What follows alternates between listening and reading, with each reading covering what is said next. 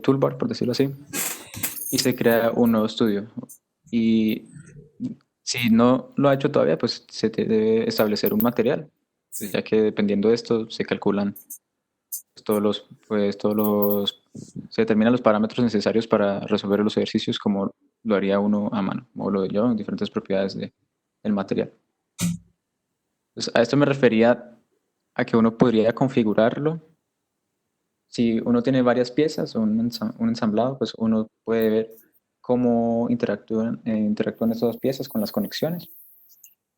Si hay, por ejemplo, un empotrado, uno podría utilizar la herramienta de fixtures para restringir el movimiento en tantos grados de libertad o restringirlo totalmente. Y cargas externas, pues ya sean fuerzas, cargas distribuidas, momentos concentrados, deltas de temperatura, entradas de calor. Hay muchas, pero hay que saber cómo, pues digamos así, las opciones específicas que tienen cada una. La malla, que ahora vamos a hablar más en detalle de él, porque dependiendo de la malla, pues depende de la convergencia. Y finalmente uno podría ejecutar el estudio para tener las opciones de los resultados. Entonces, para configurar la malla, uno podría hacerlo, digámoslo así, manualmente. Cuando uno apenas dice configurar malla, aparece una barra pues, que de manera general, digamos, un extremo dice una malla gruesa y el otro extremo dice una malla fina, y uno podría arrastrar esa barra para manipular el tamaño máximo, mínimo, el tamaño promedio del mallado. Ahora, una etapa, creo que la primera vez que lo intentamos, en una primera etapa, nosotros éramos manipulando esa barra poquito a poco y así graficar los diferentes resultados que nos dio y ver si convergía o no convergía dependiendo de la posición de la barra de calidad.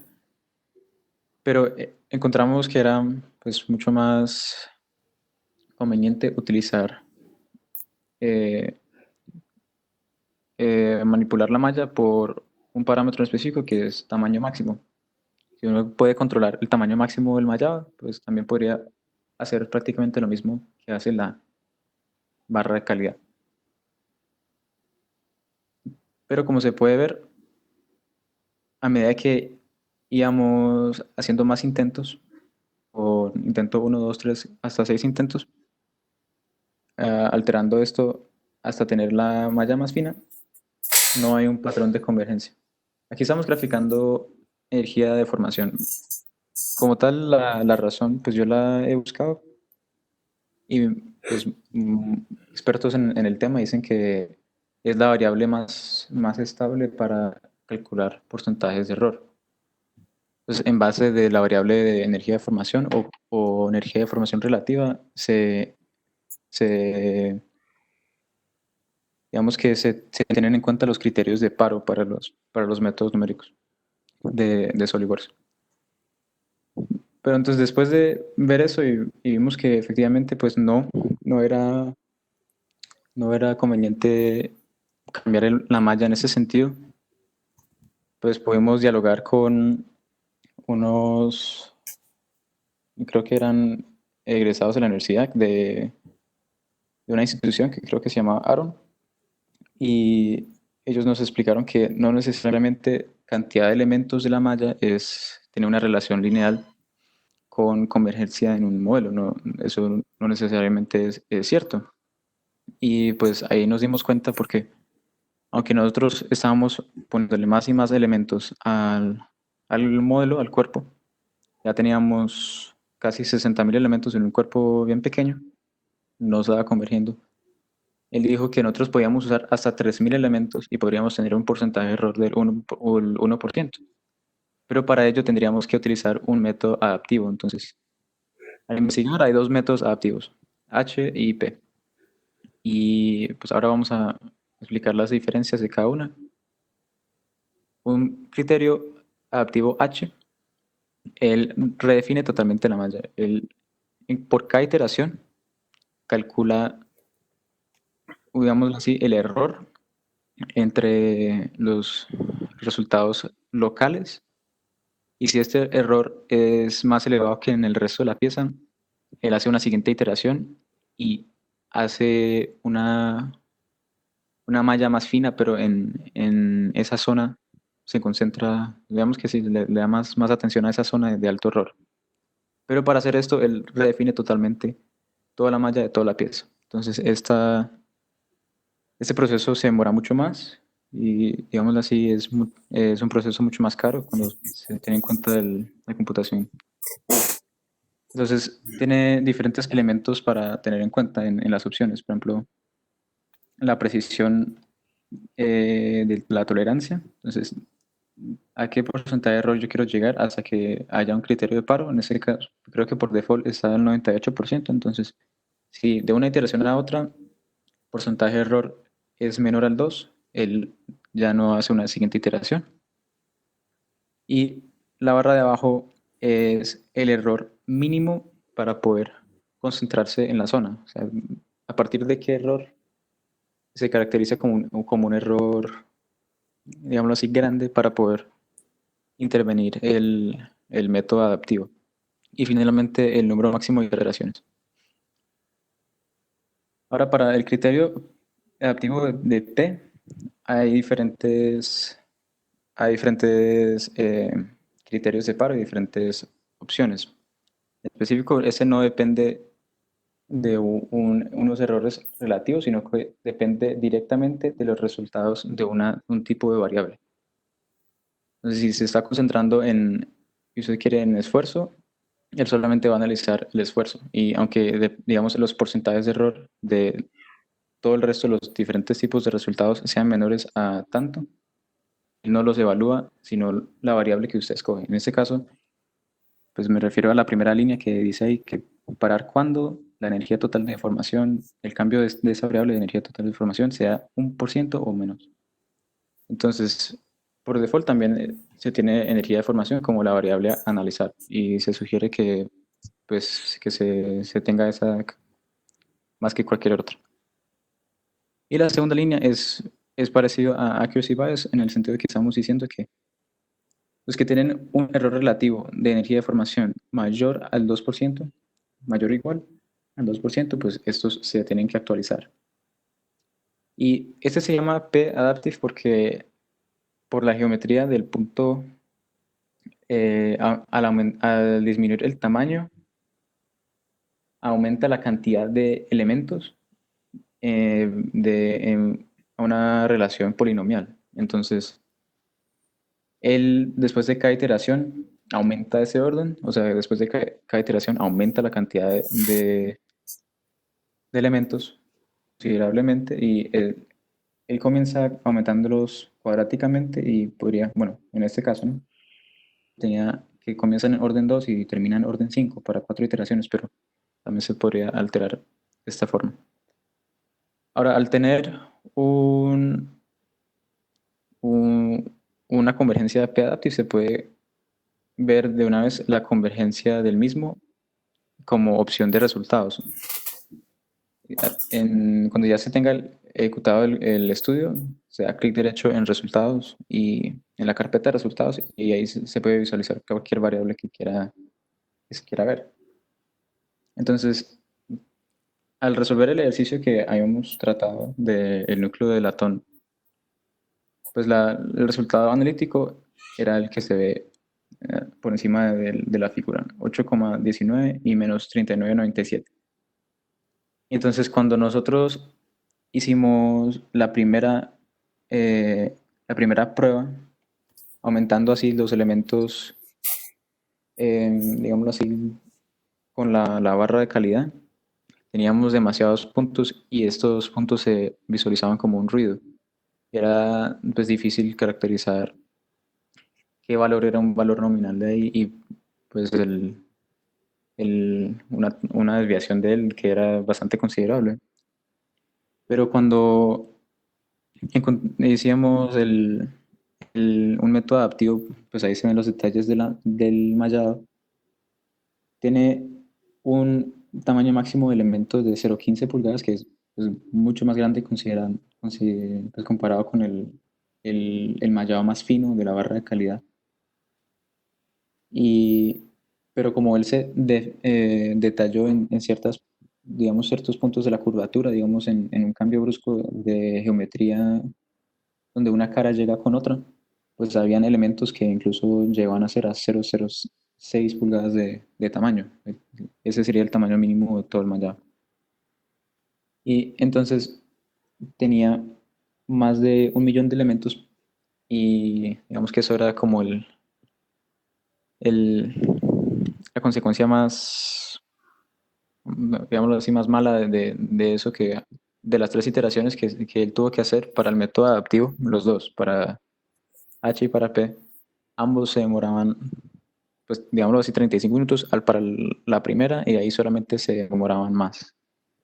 Pero es, digámoslo así, tiene una convergencia garantizada porque se estableció desde el principio que no terminara de evaluar hasta que haya una diferencia entre resultados menores a tanto por ciento. Entonces, para este caso, los resultados que se ven en el inferior de la gráfica, que son 8,16 y menos 36,66, tuvieron solamente un cambio del 2% comparado con su iteración anterior y pues se parecen pues hasta un cierto grado a los resultados analíticos que se habían calculado a mano. Y bueno, eso digámoslo así, que es lo que hemos indagado hasta el momento de métodos adaptivos. No sé si tengan alguna duda. David, muchísimas gracias. Eh, Chicos, ¿tienen preguntas? Pues yo tenía una pregunta sobre el ladrillo que se hizo. Sí, claro. Ahí decían que se hacía con cascarilla de café. Es el refuerzo, sí. Ellas que las cáscaras que le aportan pues al material como tal para poderlas agregar ahí. David, ¿respondes o respondo? Como quiera, profe. Dele. ¿Se refiere a qué le aporta a la simulación No, no, o... no. Al ladrillo. La cascarilla de café. Ah, bueno, la cascarilla como tal aporta como un refuerzo, digamos así, para como un material que se me escapa la palabra. Actúa como un material, no sé si el término sea compuesto, digámoslo así. ¿Sí? Correcto. Sí, la idea es que el ladrillo cuando se cura por secado y convección forzada y radiación, pues tiene unas características mecánicas que se deben conservar. Pero como nuestro proceso es esa convección y sin radiación, pues algunas de esas características se pueden perder. Entonces lo que estamos haciendo es utilizando un material de refuerzo para crear un material compuesto. Pues se usa mucho en el mundo diferentes tipos de material y es muy dependiente como de la región donde se vive. Por ejemplo, utilizan cascarillas de arroz en países del oriente lejano, utilizan ágave en México y coco. Y pues nosotros somos productores de café, entonces pues todavía no hemos asegurado cómo esas propiedades se mejoran, pero ya hemos hecho algunas pruebas preliminares de, de cómo se verifica el refuerzo con las cascarillas de café. La idea es reforzar el material sea mucho más fuerte a la compresión, tenga una resistencia a la compresión más alta.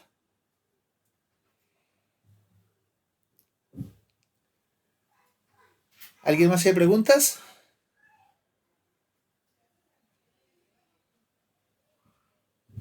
¿Ninguno?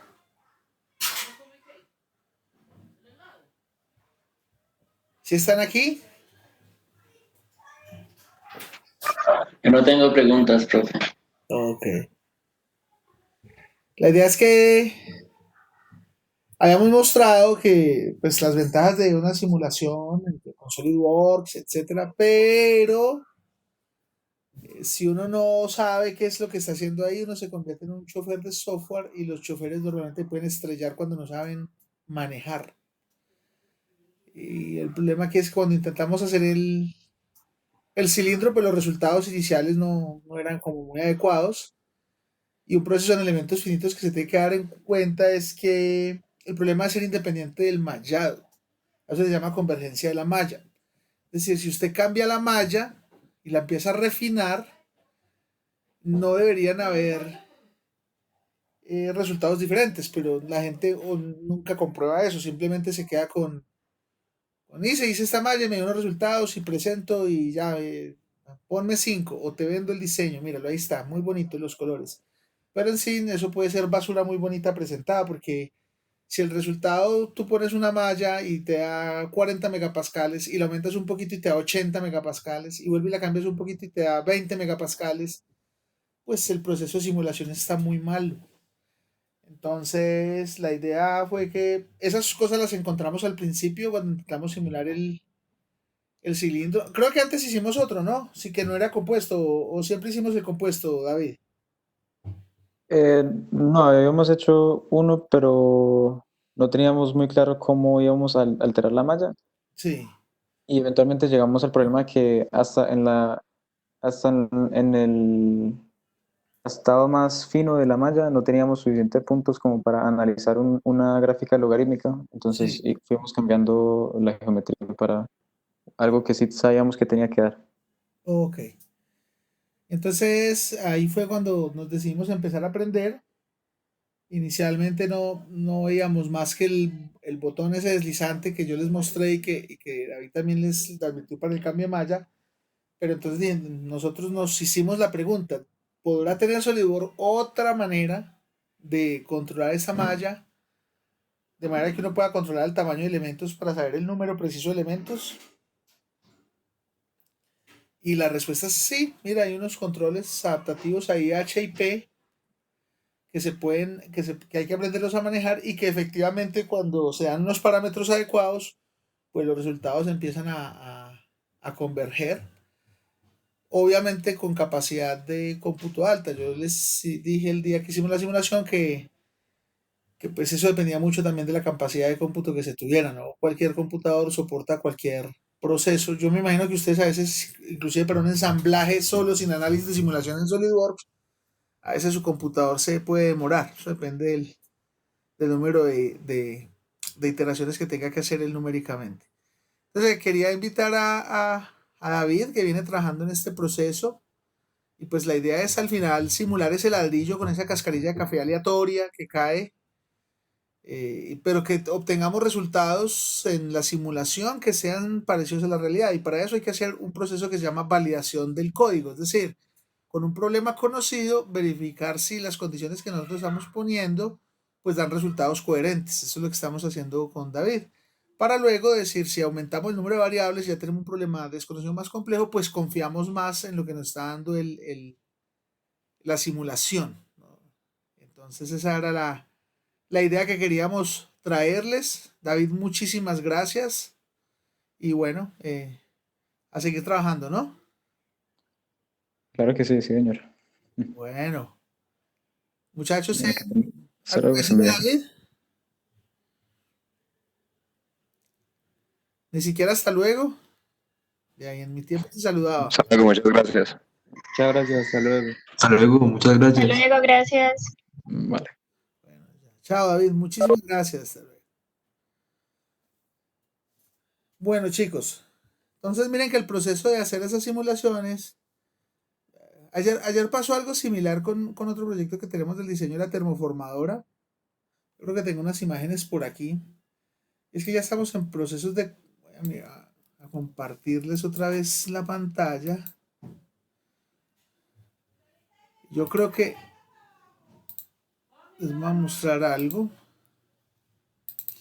Nos presentaron unos planos de ya para fabricación y entonces les dijimos a los chicos que esos planos, si bien SolidWorks los hacía así y chévere, no necesariamente eran planos de fabricación. Y entonces pasa algo similar. Entonces, a ver si por aquí. Ah, aquí de pronto. Eso, entonces les decía, ¿alcanzan a ver esto o no? Sí, señor. Esto sí es un plano de fabricación. Entonces tiene los cortes, los elementos, la numeración de las piezas, los ajustes, las tolerancias, la representación, los cortes laterales, trasero, delantero y unos pequeños detalles de ciertas zonas para saber cómo se ensambla qué con qué. Y tiene toda la información de qué número de elemento es, dónde se hace el corte, etcétera, etcétera. Y entonces esto es muy diferente a los planos que presentan en SolidWorks, que a veces le presentan un plano de fabricación, un cilindro en la mitad de la hoja y vacío. Y se pieza cilindro, de tanto diámetro por tanto. Sí, y eso con qué va, con qué se une, a qué se une, con qué superficie. Entonces son situaciones diferentes. Esto es un plano de fabricación. Entonces ahí les mostramos a los muchachos muchos planos de fabricación. Este es otro plano de fabricación. Así se debe presentar. Estos dibujos sí muestran unos planos de fabricación que son completos y que le ayudan al fabricante. Porque de lo contrario, el fabricante, si usted se los entrega así incompletos, tal como lo saca SolidWorks, que pues obviamente es muy útil, pero él no le hace todo el trabajo al ingeniero. El ingeniero debe acomodar todo ese trabajo que le ayuda a hacer SolidWorks.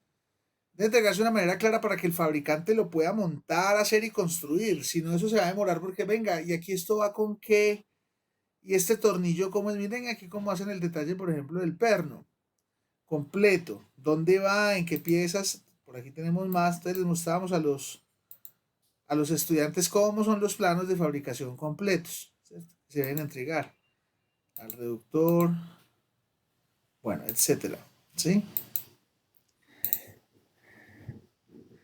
Eso. Entonces, eso es, por ejemplo, para selección de bandas y entonces cómo se debe hacer la representación completa.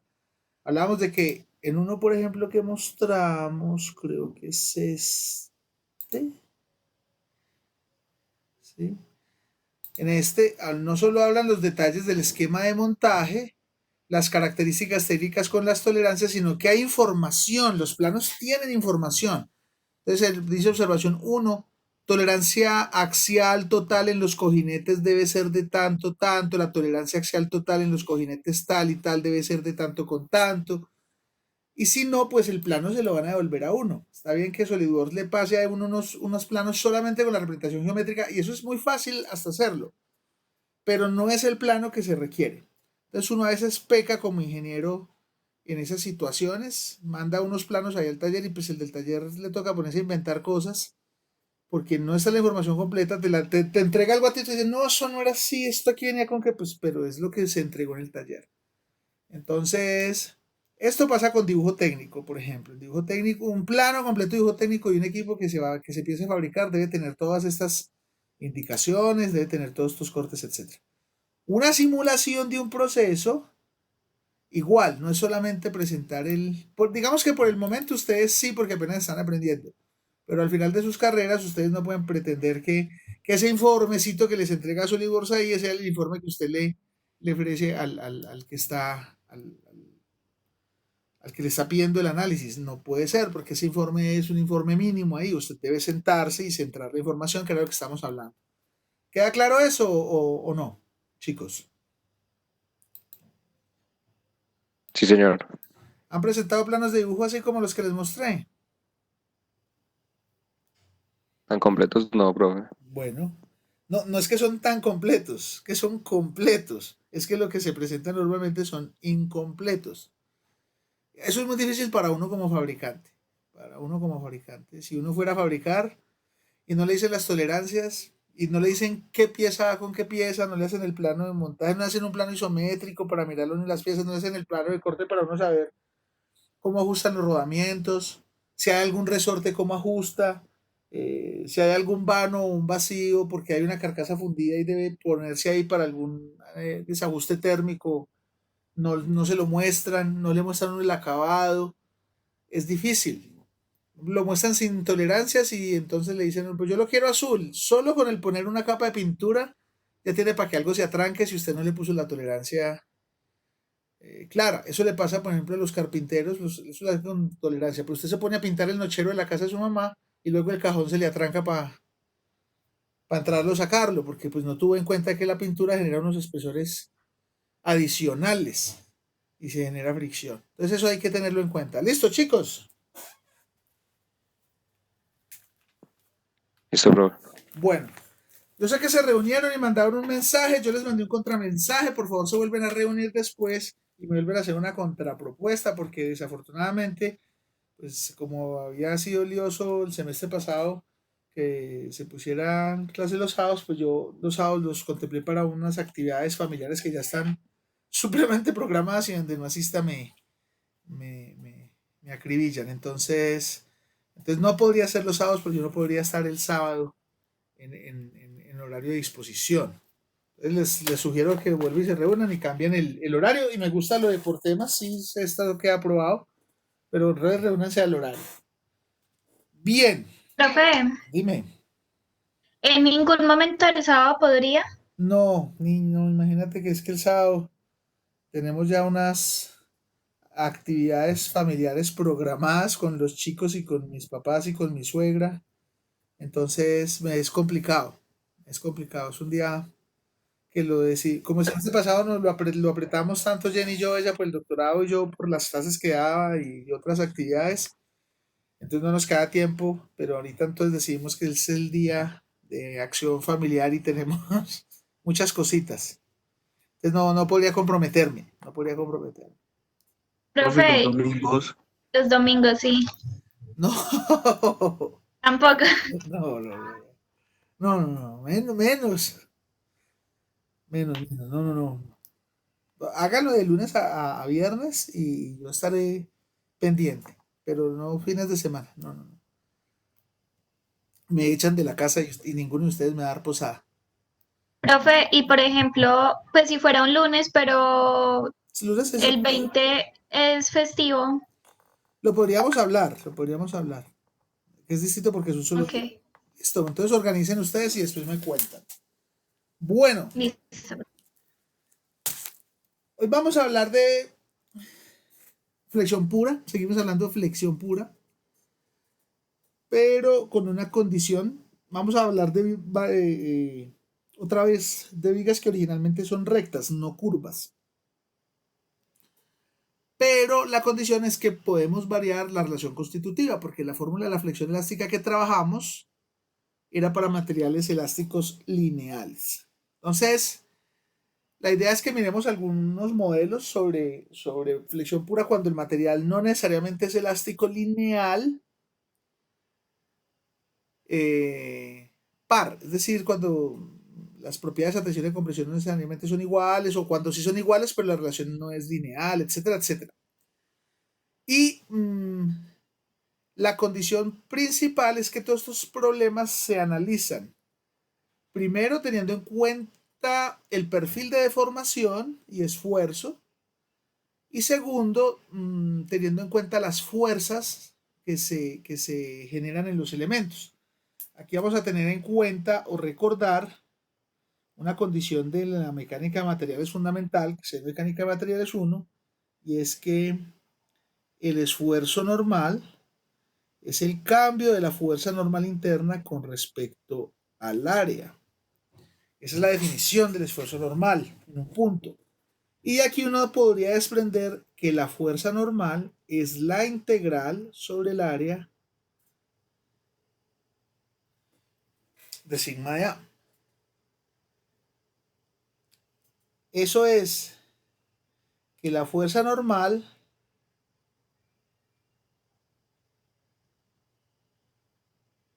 es equivalente al volumen de la distribución de esfuerzo.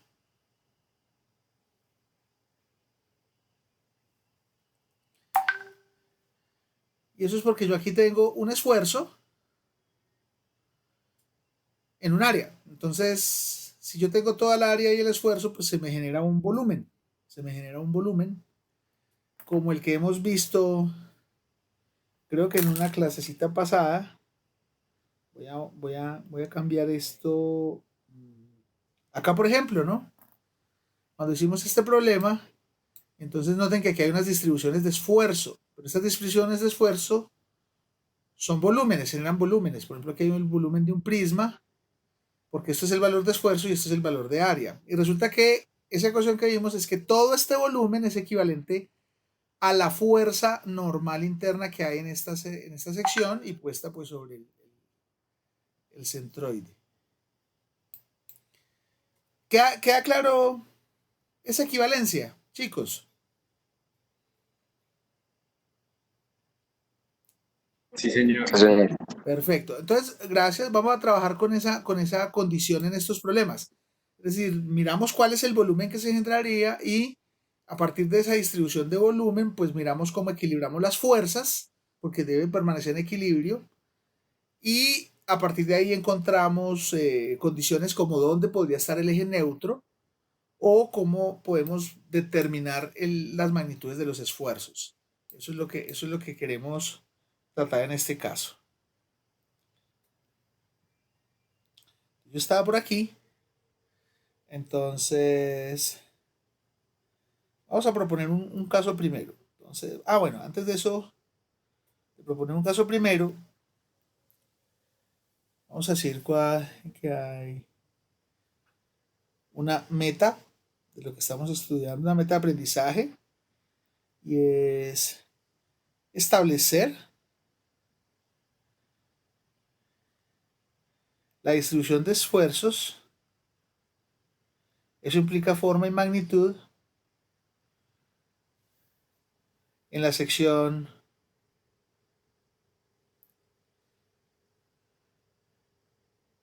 transversal de la viga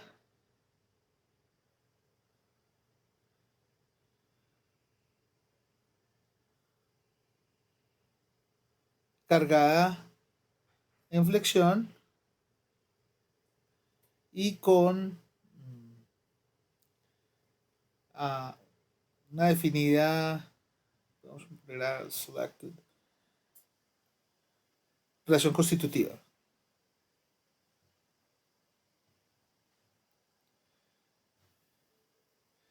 Este objetivo ya lo hicimos en clases anteriores para cuando la relación constitutiva es elástico lineal. Si es elástico lineal, pues esto vamos a proponerlo aquí.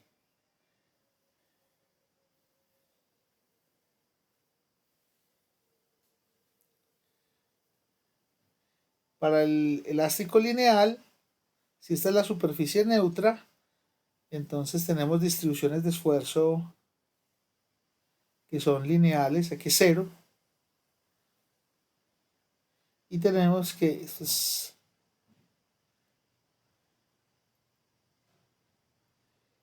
y encontramos pues que sigma xx es menos my sobre i zz. Esa es la condición, por ejemplo, para esta condición. Pero si no es esta condición de comportamiento elástico lineal, ¿qué hacemos? ¿Cómo hacemos? Entonces, vamos a mirar algunos casos. Una variación primera con que vamos a aprender el método de trabajo es, vamos a proponer que es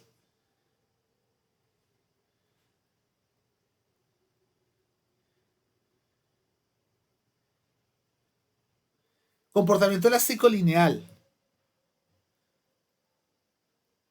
Pero, para que no nos quede el que ya hemos estudiado, vamos a decir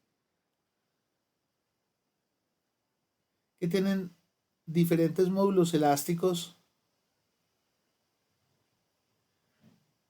en tensión y en compresión.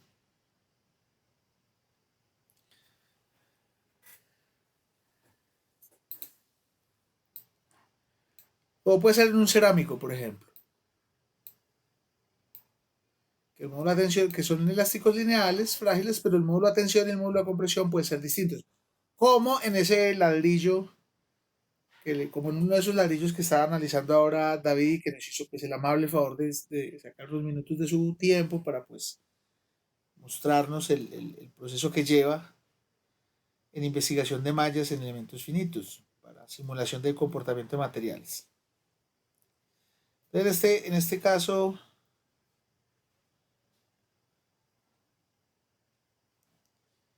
voy a proponer el diagrama de esfuerzo de formación. Sigma E. Y voy a poner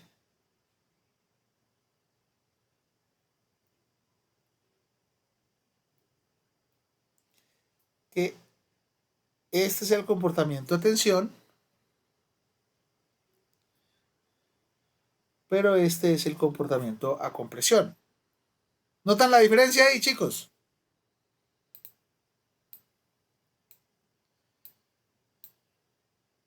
¿Sí? ¿Hola? ¿En dónde? Acá, en el comportamiento. ¿Notan la Sí, diferencia? profe. Perfecto. ¿Cuál módulo de Young es más alto, el de tensión o el de compresión?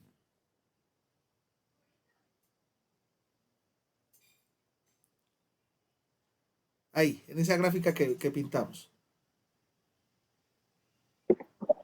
Tensión. ¿Correcto? Esta pendiente es mucho más elevada, entonces aquí estará el módulo a tensión. Por aquí podemos medir el módulo a compresión.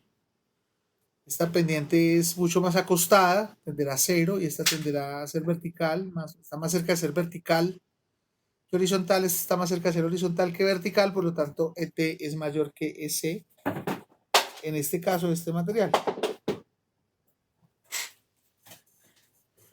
En el que hemos analizado anteriormente, pues hemos supuesto que el módulo de Young a tensión y a compresión son iguales. En este caso no son iguales. Entonces, queremos encontrar cómo es la distribución de esfuerzo. Entonces, vamos a asumir, eso sí no lo hemos cambiado.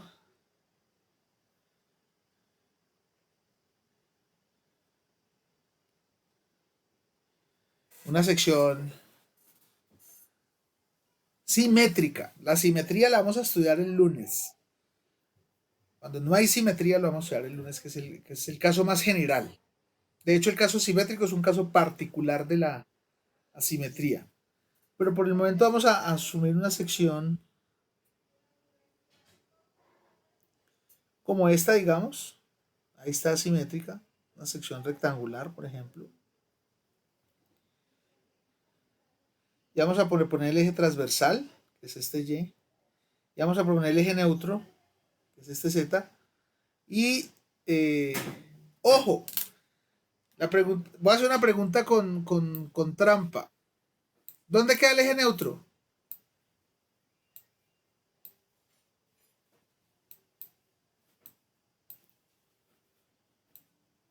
¿A dónde posicionamos el eje neutro?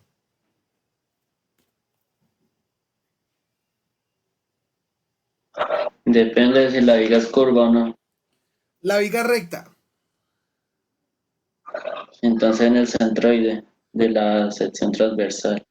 Eso. Pero, eso sí, hay comportamiento elástico lineal y estos dos módulos son iguales.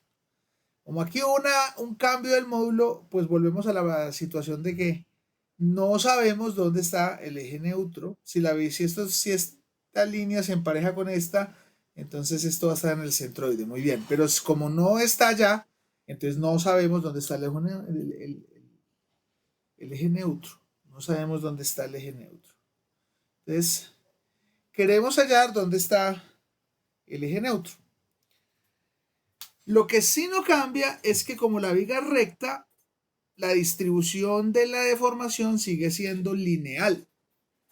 Porque cuando encontramos la distribución de la deformación, si la viga era recta, era lineal. Si la viga no era recta sino curva, se convirtió en hiperbólica. Pero depende de la geometría original de la viga, no depende de la posición del eje neutro. Entonces eso tenemos que tenerlo muy, muy claro. Entonces si yo miro transversalmente esta viga, y vamos a suponer que aquí está X y que esta es la superficie neutra, que Z viene hacia acá y que Y viene hacia acá, entonces vamos a decir que esta distancia de que está aquí es alfa, por ejemplo. Y voy a proponer que esta viga tiene una altura total h. Entonces, ¿cuánto vale este pedacito de aquí hasta aquí?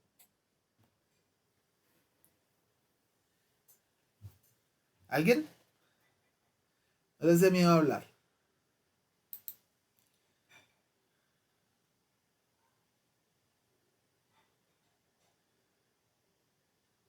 Sebastián, tú. Si todo esto es h y esto es alfa, ¿cuánto vale este pedacito de aquí arriba?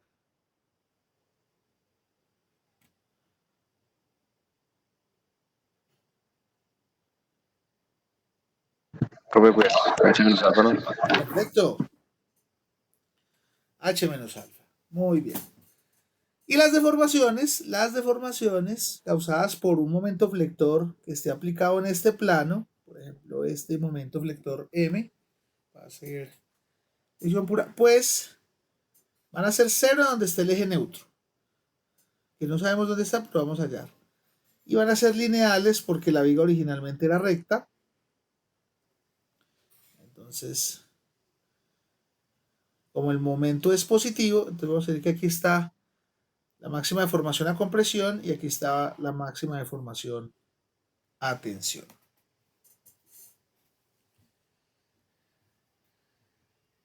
El caso que vimos en las clases pasadas era que como la viga originalmente era curva, pues este perfil ya no era lineal y este eje neutro tampoco está en el centroide. Aquí no sabemos si está en el centroide porque varió esta componente material, pero la variación de la deformación depende si la geometría original de la viga es recta o curva. En este caso es recta, sigue siendo lineal. Me voy a hallar esta figurita.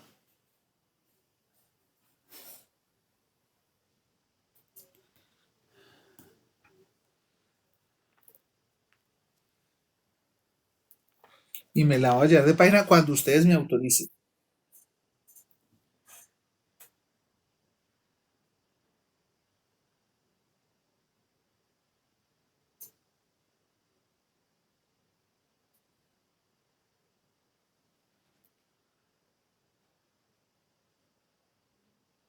¿Puedo llevármela de página? No, profe, espera un momentico, por favor. Listo. Se ha pasado el tiempo rápido, ya llevamos un mes de estas reuniones, ¿cierto que se ha pasado un mes rápido o no? Para mí me parece que ha sido rápido, por lo menos. Yo concuerdo. Sí, pero eso va muy rápido. Muy rápido. Confirmo. Y más con las tareas. No, han descansado una semana de tarea porque, pues no es que hayan descansado, han descansado que no se haya puesto una nueva. Se alargó 2 semanas una tarea.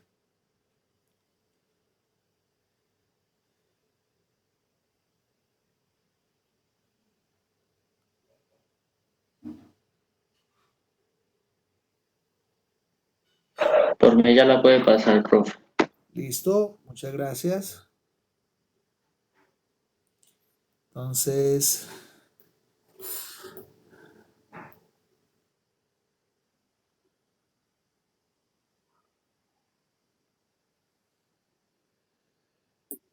regreso por aquí. Y pues ahí podemos apelar a la semejanza de triángulos para afirmar que S, la deformación a compresión más grande, es a H menos alfa, como ET es a alfa. ¿Sí? ¿Para todos es claro esa relación?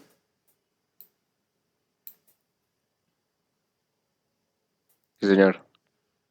S es a H menos alfa, o sea, esta base es a esta altura, como está a esta altura, porque estos triángulos son semejantes, que esta línea es paralela a esta es paralela a esta y tienen este ángulo igual y este ángulo igual, entonces van a ser semejantes.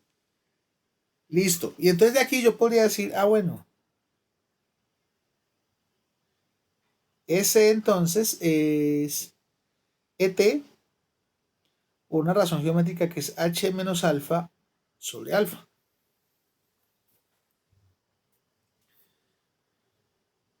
Despejo de C.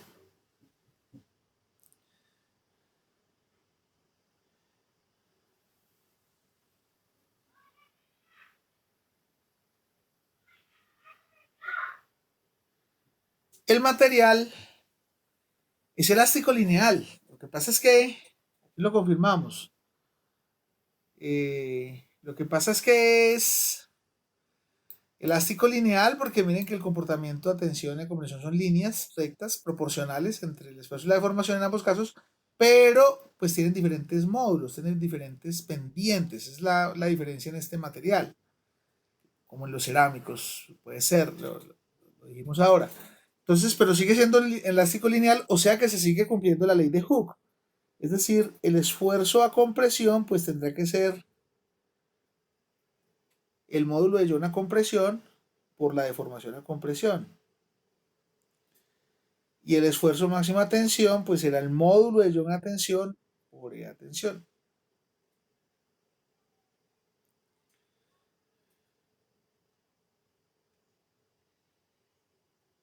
¿Sí? Entonces,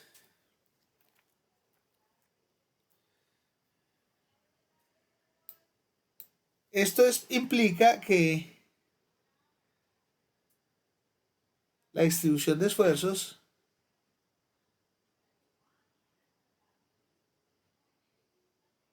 también es lineal.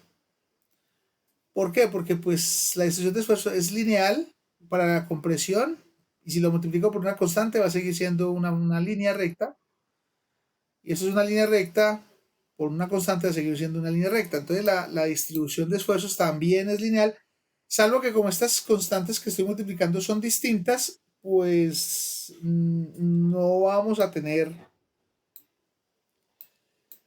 este mismo formato de distribución porque estas pendientes van a variar dado que estas dos pendientes son diferentes. Entonces voy a hacer el dibujo y tengamos en cuenta que dijimos que el módulo de Young a tensión era mayor que el módulo de Young a compresión. Entonces voy a hacer un dibujillo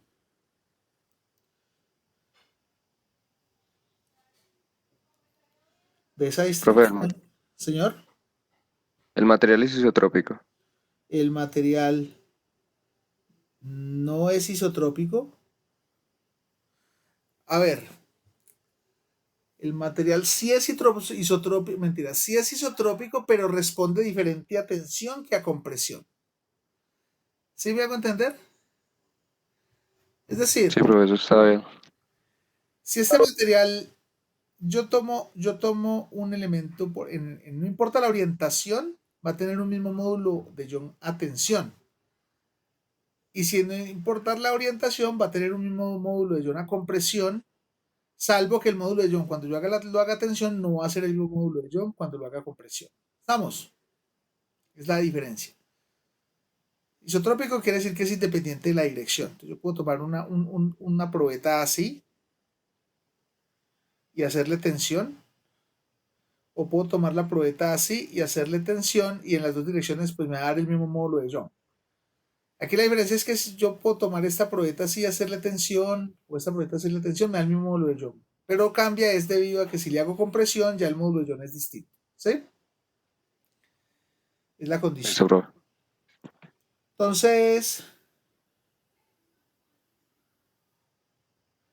voy a proponer por aquí mi eje neutro, que no sé dónde todavía queda. De hecho, pues esta distancia la llamamos alfa. Y esta distancia pues será h menos alfa. Voy a darle dimensión al ancho E. Y voy a dibujarlo en la distribución de esfuerzos. Entonces, como el momento lo puse positivo hacia arriba de esa compresión, entonces voy a tener una distribución de esfuerzos como así. Aquí hay esfuerzos a compresión. Todos estos puntos hay esfuerzos a compresión. Todo este volumen está lleno de esfuerzos a compresión. Sigma compresión.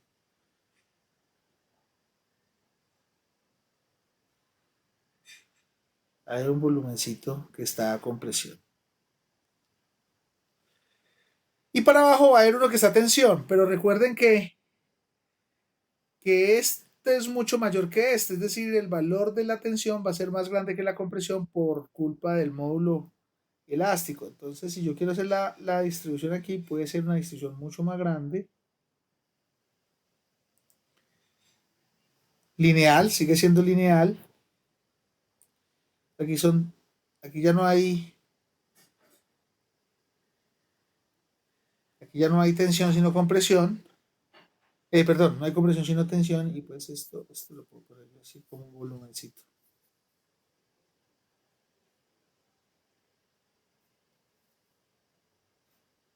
Eso. Todo este bloquecito de abajo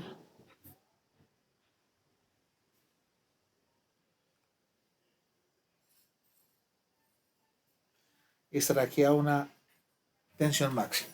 Entonces, este es el perfil de distribución de este esfuerzo. Si el material fuera elástico lineal con un solo módulo de una tensión de compresión, pues lo que dijo José está bien. Este Z estaría en el centroide y pues tendríamos este perfil lineal y el otro perfil lineal.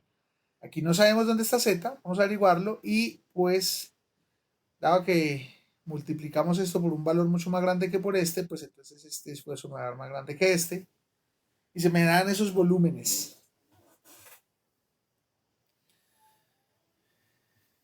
Pero el sistema está en equilibrio, entonces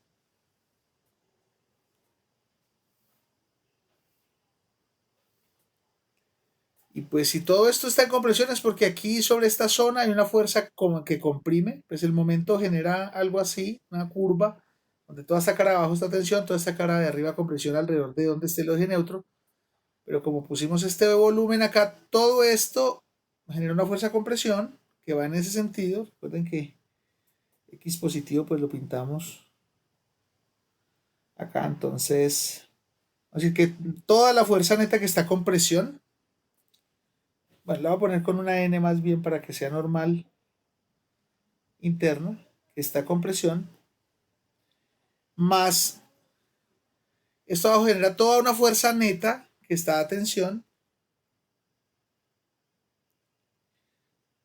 tiene que ser igual a cero para que estén en equilibrio.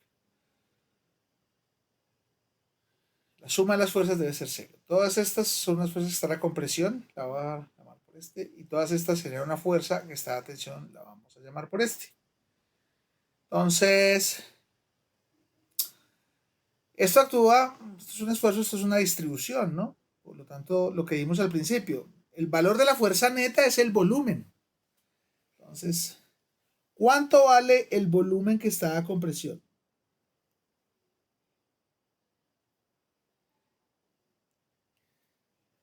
¿Alguien me puede decir? La fuerza es el volumen bajo la distribución de esfuerzo. Eso fue lo que, por eso empezamos nuestra sesión de hoy. Pero ¿cuánto es el volumen de esto que está a compresión?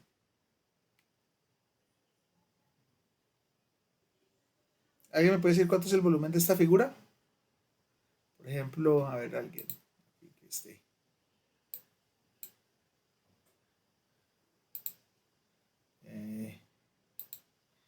Por ejemplo, Jefferson.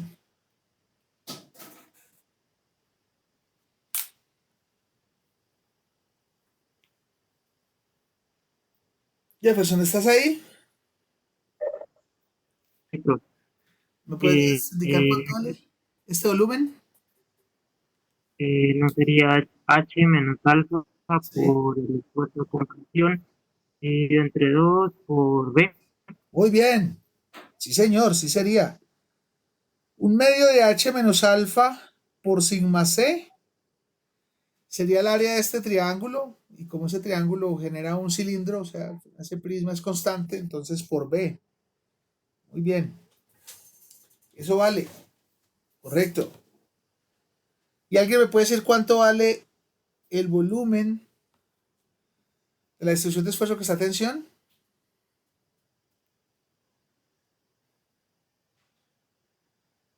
Un medio de alfa por B por sigma T.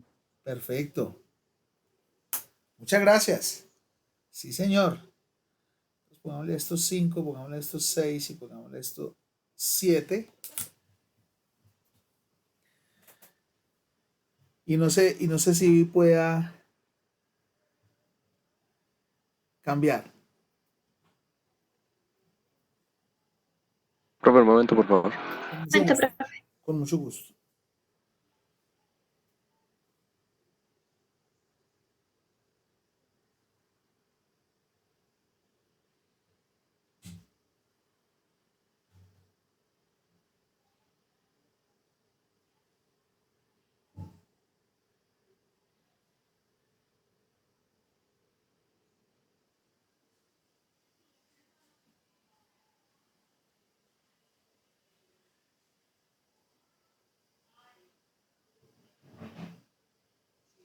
Por mi parte, ya, profe, gracias. Listo.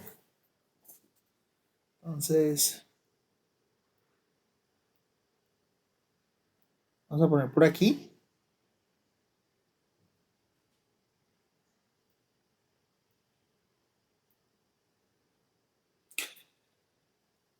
que voy a reemplazar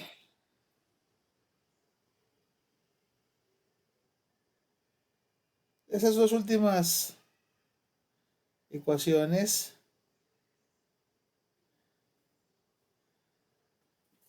en la ecuación 5, en la ecuación de equilibrio. Entonces me va a quedar algo como menos un medio de h menos alfa por sigma c por b más un medio de alfa por sigma t por b igual a 0.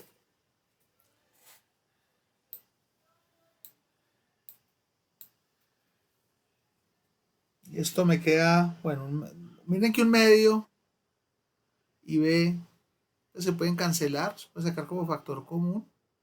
Y me va a quedar sigma t por alfa es igual a sigma c por h menos alfa. ¿Están de acuerdo? Que sigma t por alfa es igual a sigma c por h menos alfa.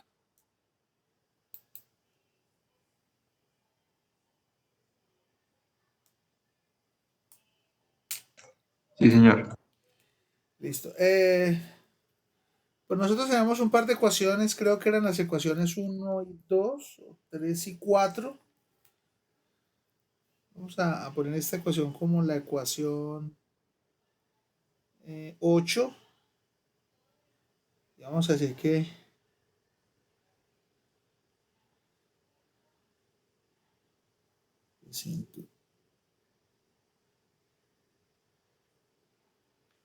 reemplazando 3 y 4 en 8, entonces nos queda algo como sigma t, pero sigma t era quién? Sigma t, ¿me la recuerdan? Ya que era et por et y por alfa, ¿sí? Sigma t era et por et, ¿no? Sí, señor. Y queda igual a sigma c, pero sigma c es s por s por h menos alfa. Eso. Entonces nos queda esta ecuación 9. Y por último, vamos a reemplazar 2, creo que es 2. Voy a confirmar si es 2. La 2, sí, la 2.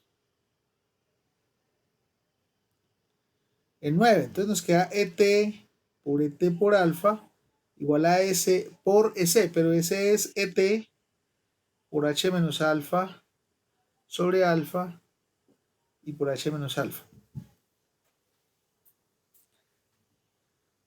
¿Se entiende el proceso que hicimos hasta ahí?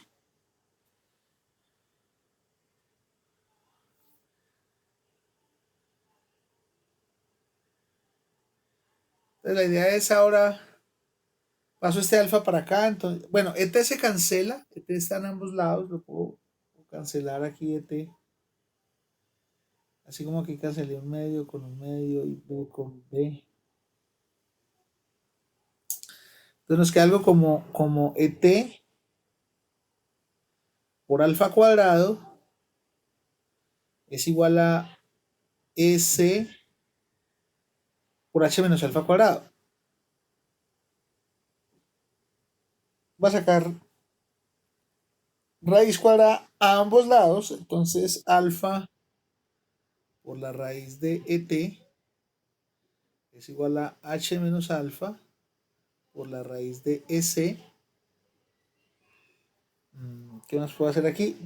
Y esto es igual a H por la raíz de EC menos alfa por la raíz de EC. Y agrupo los alfas. Entonces alfa, factor de raíz de ET más raíz de EC es igual a H por la raíz de EC. Eso. Y ahí ya puedo despejar alfa. Alfa es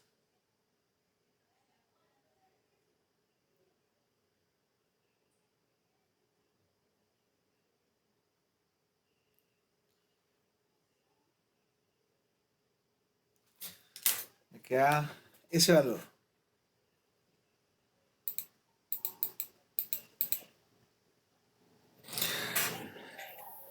¿Preguntas hasta ahí?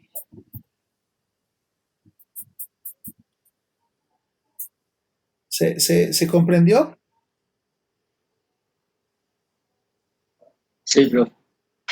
Entonces ya encontramos dónde está el eje neutro. Mire que depende. Ahora, pero podemos hacer un ejercicio. ¿Qué pasa si S y ET son iguales?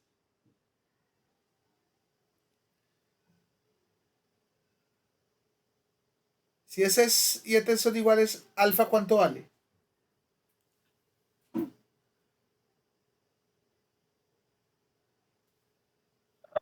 H medios.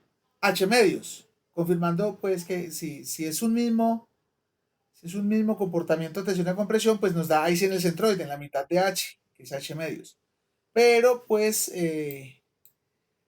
al no tener el mismo comportamiento, pues no nos dio, en el centroide no tenemos que calcular, depende desde los módulos, la posición del eje neutro va a depender de la altura y de los módulos de la tensión y la compresión del material. Entonces cambiamos la relación del material y pues se cambian ciertas variantes. Entonces, si vemos que por aquí, que alfa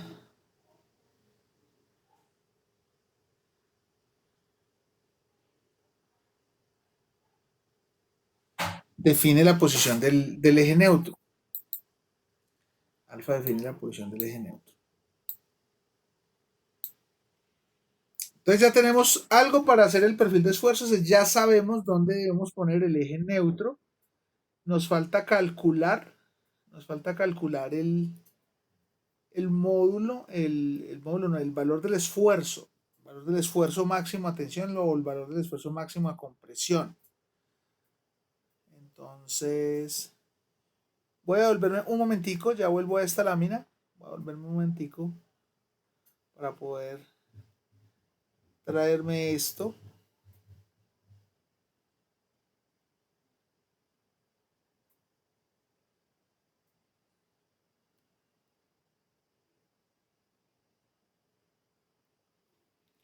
Ponerlo por aquí.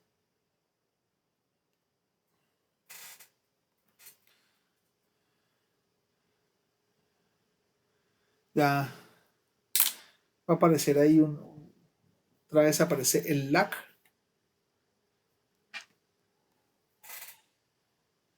Este internet de nuestro país nos va a matar.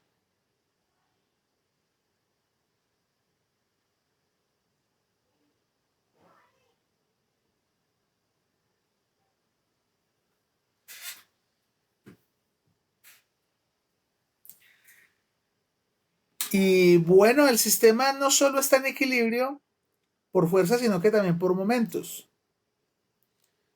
Entonces, voy a hacer equilibrio de momentos. Pero recuerden que todo esto es equivalente a una fuerza concentrada que va en ese sentido. Y todo esto es equivalente a una fuerza concentrada que va en ese sentido. Pero ambas fuerzas generan el mismo momento positivo alrededor del eje Z. La que va para allá genera un momento positivo y la que viene por aquí genera un momento positivo. Y como ustedes estudian estática en las fuerzas distribuidas, pues esa concentración está en el centroide de esta sección. Eso es porque esto es un prisma continuo. Si esta sección variara, pues ahí sí nos tocará encontrar el centroide del volumen, pero estará, como esta sección es constante en espesor, entonces está en el centroide de esta sección.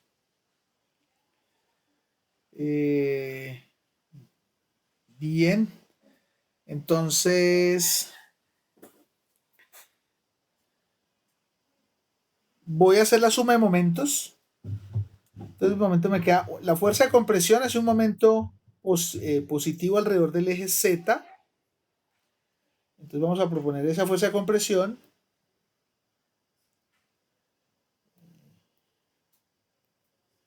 La fuerza de compresión vale 1/2 de H menos alfa.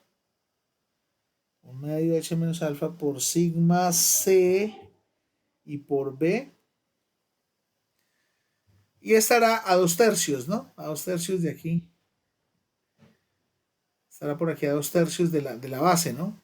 Entonces la multiplicamos por 2/3 de H menos alfa. 2/3, pues esto es un triángulo, ¿no? Esto es una distribución triangular a 2/3. Y la fuerza de tensión, que es equivalente a todo este volumen, también genera un momento positivo alrededor del eje Z.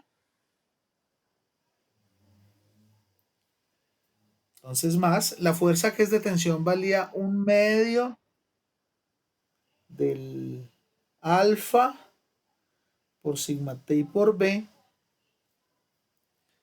La fuerza, y está a 2/3 de alfa. Está a 2/3 de aquí, del vértice, a 2/3 de alfa. Entonces por 2/3 de alfa. Y esa suma de momentos pues tiene que ser igual al momento flector que se está aplicando. Es igual a M. Entonces lo que decíamos ayer era que aquí se cambian un poquito las condiciones estáticas por la diferencia del material. Entonces, esto resulta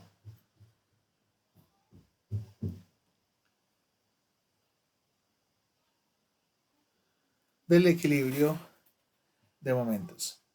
La suma de momentos de esa fuerza pues tiene que ser igual al momento flector que se está aplicando sobre la sección.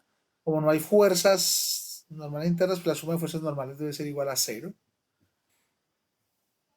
Y bueno, aquí hay mucho por procesar. Nos va a dar que M es igual a ¿qué? A ver, ¿cómo organizamos esto? H menos alfa al cuadrado por B Sí, por, eso está por bien. sigma sub C sobre 3. A ver, entonces me queda, pongámoslo así, P tercios de H menos alfa al cuadrado por sigma C. Eso está bien. Y el 12 va con el 12. En otro lado me queda, como dice José, más B tercios de alfa cuadrado, pero aquí es por sigma.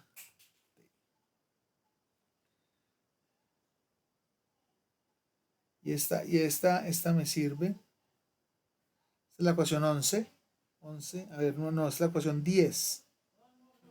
10. 9, 10. Muy bien, tenemos esta ecuación 10. Pero aquí en la ecuación 9, no, en la ecuación 8 tenemos la relación entre sigma T y sigma C. ¿Sí? Entonces, va a dejar todo en función de sigma C. Entonces, vamos a poner aquí que de 8 y 10, la relación 8 y la relación 10, bueno, resulta, bueno, me toca pasar de hoja. Entonces ustedes me dicen cuándo. Listo, pero me dicen, porfa.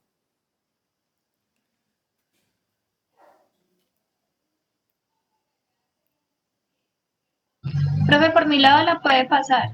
No sé si alguien de pronto necesite ¿Alguien esperar. Sí, necesita? profe, bien pueda. Ah, bueno, ok, paso.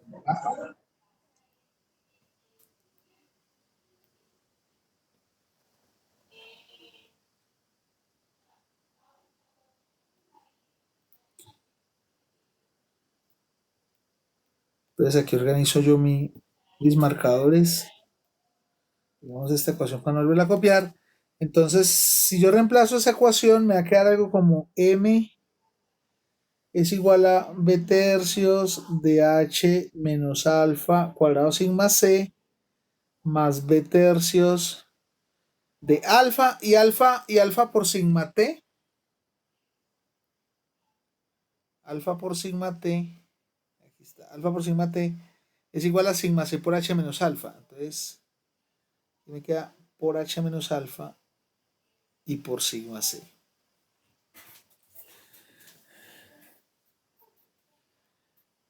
Bien, o sea que m es igual a b tercios por h menos alfa por sigma c, factor común de h menos alfa más h más alfa. ¿Sí? Saco a ver si está bien. B tercios, h menos alfa. Saqué aquí. Sigma c, me queda un h menos alfa de aquí y un alfa de acá. O sea que m es igual a b por h tercios por h menos alfa y por sigma c. Ahí está.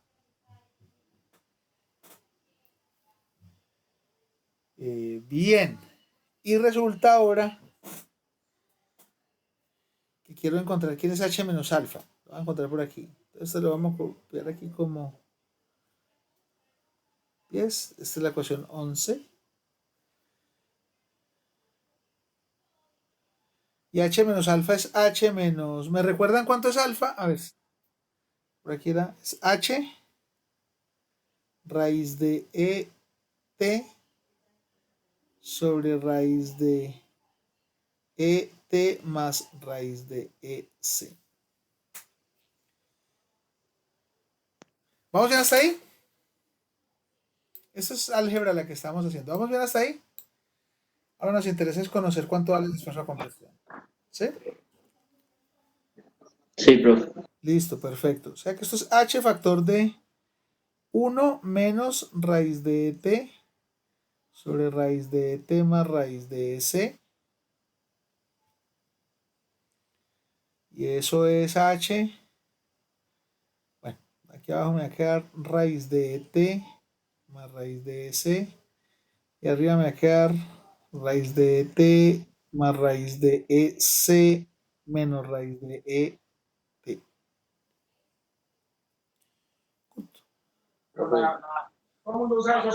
¿Ya?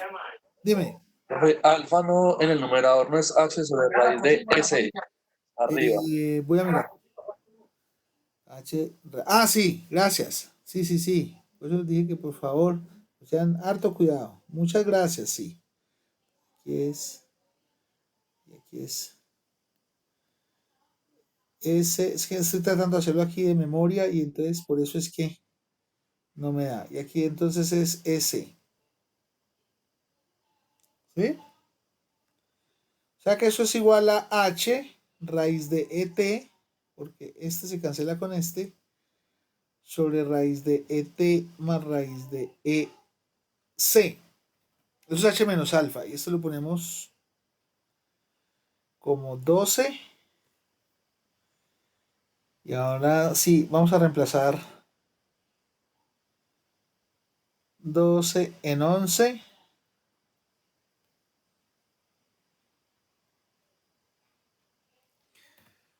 Eso, y si hacemos ese reemplazo, pues vamos a tener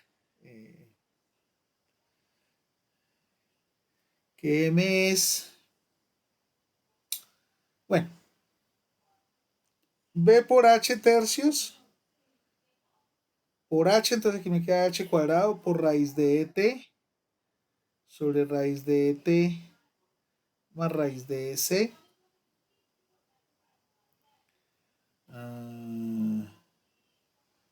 Por sigma C.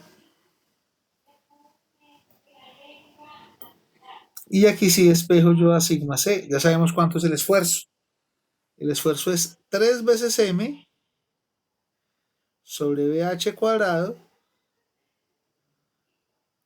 por raíz de T más raíz de S sobre raíz de T.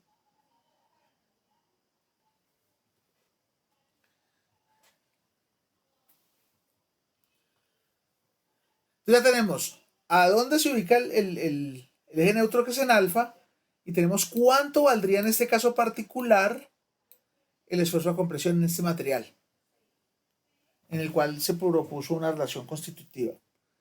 Es 3mBh cuadrado por esa cantidad. Y a ustedes les queda por favor demostrar que el esfuerzo de tensión es lo mismo, es 3m sobre BH cuadrado.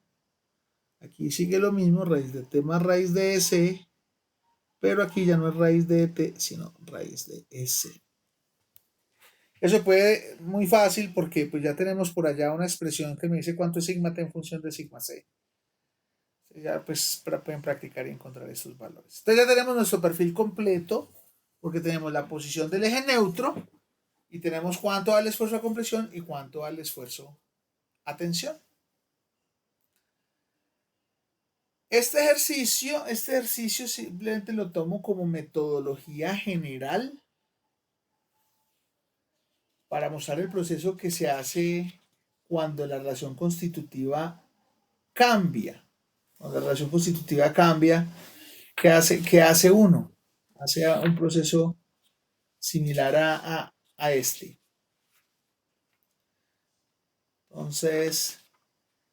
Entonces,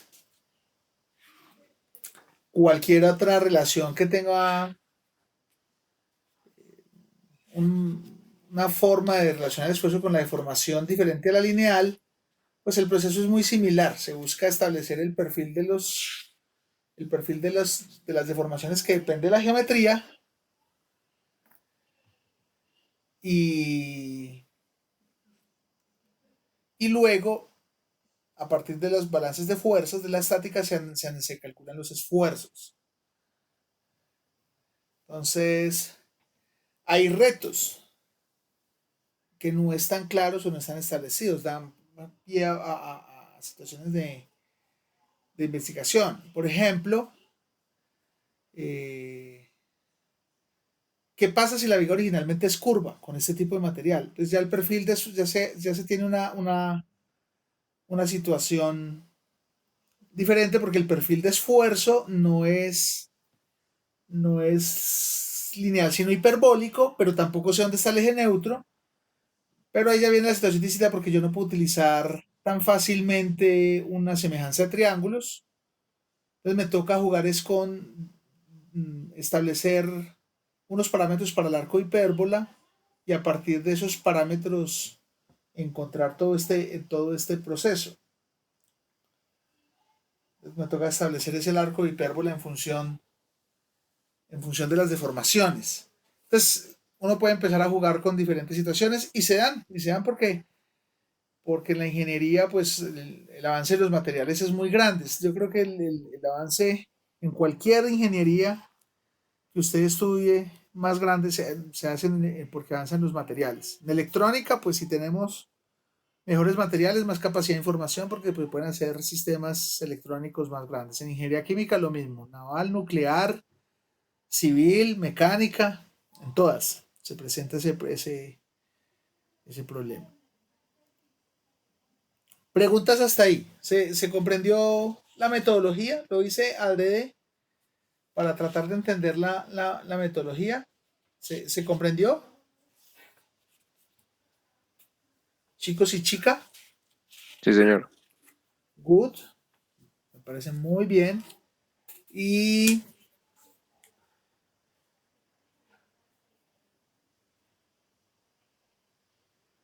pues básicamente lo que resolvimos de manera general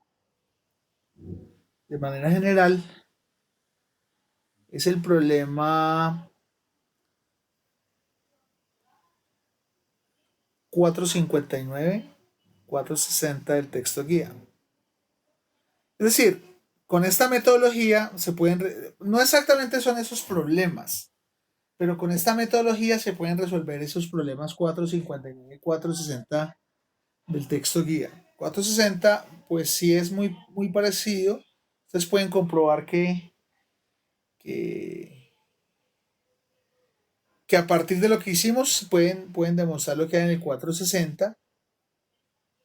Ya faltan unos pocos pasos. Y el 459 sí es una aplicación numérica de este problema similar. Lo pueden mirar en el texto guía para resolverlo y practicar para el examen de flexión. En los cuales, pues uno de los puntos será un problema en el cual se le varía la relación constitutiva a una viga recta. Téngalo en cuenta, que sea uno de los puntos.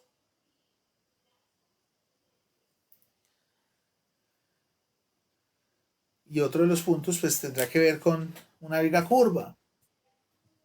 Ahí van ustedes teniendo. Ya les canto dos de los 10 puntos. ¿Preguntas hasta ahí?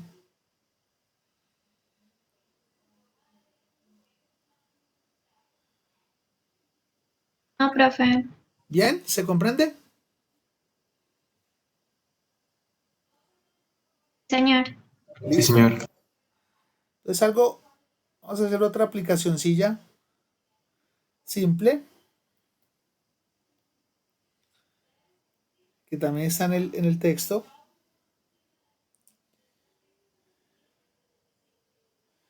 Hemos puesto caso 1, ahora vamos a poner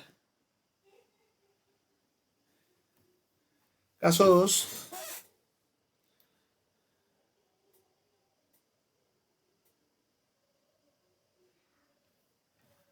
Proponemos una viga compuesta, laminada. Ojo, cuando uno hace estudios más avanzados del pregrado, maestrías o doctorados, y porque se quiere volver un experto en algún tema, no necesariamente es un mito, hay que ponerlo en los cazadores de mito, debe ser que el quien hace una maestría o quien hace un doctorado es porque va a enseñar, no necesariamente, puede ser enseñar es una de las habilidades laborales que puede tener una persona, pero otras no. No necesariamente, la mayoría de las investigaciones fuertes en empresas grandes del mundo las realizan doctores. La mayoría de ingenieros ya de diseño e investigación en las empresas al menos tienen título de maestría, al menos en Colombia. En el mundo sí, olvídate, si tú eres director del área de investigación de BASF, de Samsung, de Renault, de la NASA, de yo qué sé, cualquier empresa grande de Pirelli, cualquier empresa grande que, olvídate, tienes que ser doctor. Si no eres doctor no te dejan hacer nuevos diseños y nuevas realizaciones. Entonces, eso es un mito. Pasa que en Colombia se ve en el mundo se ve mucho, porque en Estados Unidos, si tú no eres doctor, no puedes ser profesor. Es más bien como al contrario, es un requisito contrario. Si tú no eres doctor, no puedes ser profesor universitario. Es una de las labores. Y en Colombia, pues se habitúa mucho que los profesores universitarios seguimos una carrera de ese estilo de posgrados, pues no es necesario hacerlo. El punto es que si uno hace especializaciones o posgrados específicos en un área científica, lo que pasa es que en Colombia a la gente le gusta mucho la plata o yo no sé, y entonces todo el mundo quiere administrar y entonces los posgrados se hacen en administración la mayoría de las veces y pues pocas empresas tienen la capacidad de contratar 20 administradores, necesitan contratar quien haga. Y bueno, esas son situaciones específicas, pero cuando uno se concentra en labores de ingeniería que resultan bien pagas, hay cosas que uno puede hacer como mecánica de materiales compuestos. Si nosotros estamos estudiando mecánica de materiales o resistencia de materiales, pero puede haber un curso que se llame resistencia de materiales compuestos exclusivamente, o resistencia de polímeros, eso sí, o mecánica de materiales cerámicos también. Y entonces uno se concentra en cierta área. Por ejemplo, alguien que sea director en Pirelli, pues tiene que tener muy claro la mecánica de polímeros, porque si no, no podría avanzar ahí. En este caso, uno podría trabajar laminados, que es esta técnica que vamos a ver. Pero hay muchos más tipos de materiales compuestos. No sé si en ciencia de los materiales les hablaron a ustedes de materiales compuestos, porque hay materiales compuestos particulados, como el que estamos estudiando con David y otros compañeros, cuyos refuerzos son fibras cortas. Hay otros materiales cuyos compuestos son fibras largas, como por ejemplo, no sé si ustedes han hablado de la fibra de carbono, que se utiliza tanto en equipos de protección deportiva, o del Kevlar, que se utiliza tanto en materiales compuestos para seguridad. Entonces, dependiendo de los refuerzos, se obtienen unas propiedades distintas. Acá en este caso nos interesa este proceso, entonces voy a dibujarlo así.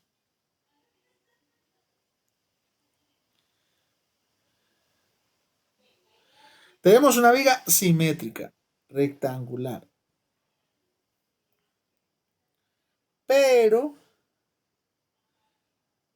la diferencia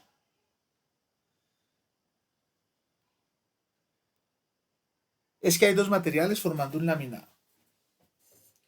Voy a poner aquí un material azul, ya va a aparecer porque está el lag, y va a aparecer un material rojo en la parte inferior, que es el segundo material, como si fuera un bocadillo. Estos se llaman laminados porque son láminas de materiales. Y eso refuerza, las láminas de materiales refuerzan mucho. Yo trabajo mucho en investigación con materiales de este tipo, laminado sándwich, policarbonato y PMMA, y bueno, lastimosamente no tengo aquí alguna imagen.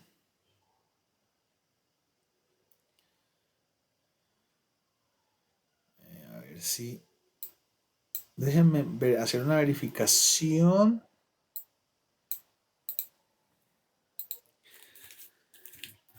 Para mostrarles. A ver si les puedo mostrar algo.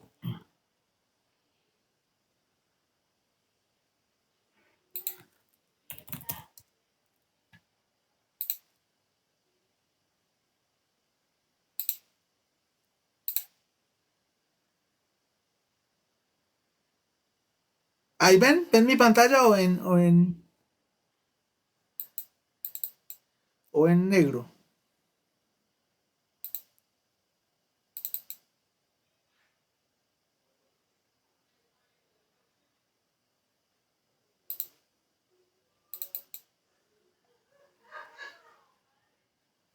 Chicos.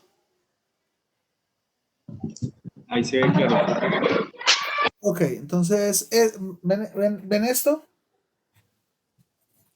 Esto es un material de esos que hablamos, por ejemplo. Pasa que es PMMA, policarbonato, y aquí pues viene el adhesivo, porque hay que tener un elemento con concreción, entonces se forma un material laminado. Cuando dice que en este caso lo estudiamos porque es resistente a los impactos. Entonces, si ustedes miran, por ejemplo, aquí, esta es la ruptura sobre el lado del PMMA, que es frágil. Entonces produce unas grietas que estamos caracterizando. Pero esto fue el mismo impacto. Tenemos solo una pistola con que disparamos, pero en este caso el impacto fue sobre el lado del policarbonato y no se presentaron grietas, se presentó solamente un hundido. O sea, dependiendo por dónde lo pegamos, pues el material se fractura o no se fractura y aguanta toda la energía. Entonces estamos haciendo unas caracterizaciones del material. A ver si por aquí tenemos más otra imagen. De pronto solo son los análisis estadísticos que hizo Juan. No. Entonces, esas son las ventajas de tener un material compuesto como este.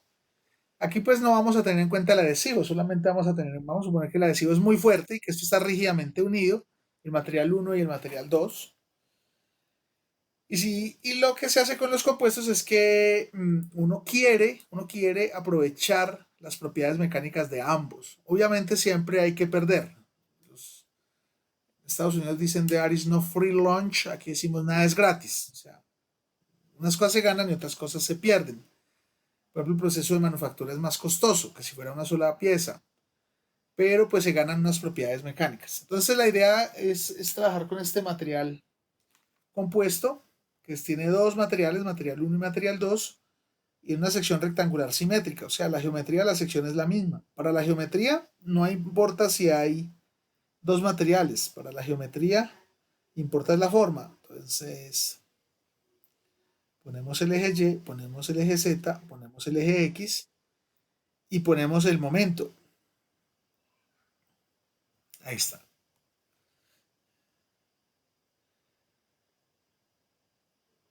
Y pasa lo mismo. No sabemos dónde está el eje neutro y no sabemos dónde están las magnitudes. ¿Cuántas son las magnitudes de los esfuerzos a compresión y a tensión? Esta viga está en M positivo, o sea, estamos a compresión arriba y a tensión abajo. Pero la geometría sí sigue siendo la misma, entonces para casos de la geometría la deformación sigue siendo lineal, porque vamos a suponer que la viga originalmente era recta, como la que vimos de la plaquita del trabajo de investigación que mostré. Entonces esta es, digamos, el material visto de lado.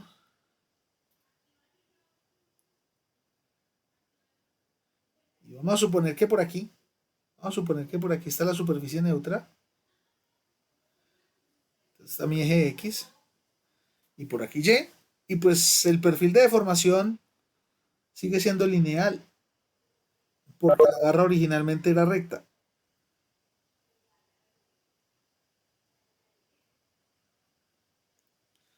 Aquí tenemos E a compresión y E a tensión. Entonces, vamos a poner aquí que strain is linear, depend on straight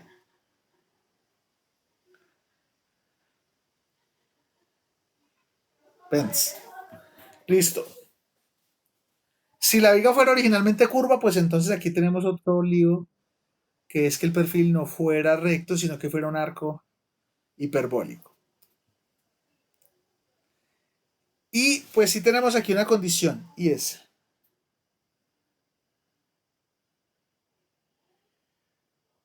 cada material es linealmente elástico. Cada material. Aquí no es que se presente atención a compresión, no. Aquí vamos a decir, atención a compresión, cada material tiene las mismas propiedades, pero pues hay dos materiales. Es una condición diferente a la que vimos anteriormente. Ahora teníamos un solo material, pero la propiedad de esa tensión y a compresión son distintas. En este caso, para cada material el módulo a tensión y el módulo a compresión es el mismo, pero tenemos dos materiales. Entonces, vamos a decir aquí que para el material 1, pues se debe cumplir que el esfuerzo debe ser el módulo de ion de ese material por la deformación. Por la deformación en general, porque la deformación es la misma para toda la pieza. Sigue el mismo perfil. Y para el material 2, vamos a decir que sigma 2 es el E2 y por el mismo perfil. Y vamos a proponer a uno que si E1 es mayor que E2, entonces miren que aquí venimos con un esfuerzo, pero aquí en esta unión el esfuerzo salta. Salta porque ya empieza a ser el esfuerzo del otro material. Entonces hay una discontinuidad. Una discontinuidad por el cambio de material en los esfuerzos. Hay una discontinuidad. Entonces, eso lo vamos a poner aquí. Que la distribución de esfuerzos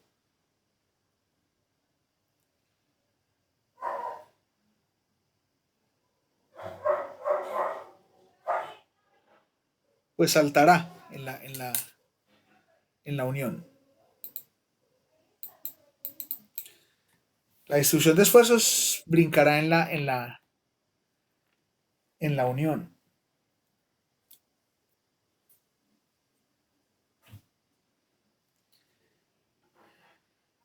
¿Y cómo es ese proceso? Pues lo dibujamos así con el perfil. O sea, la misma metodología que utilizamos ahora.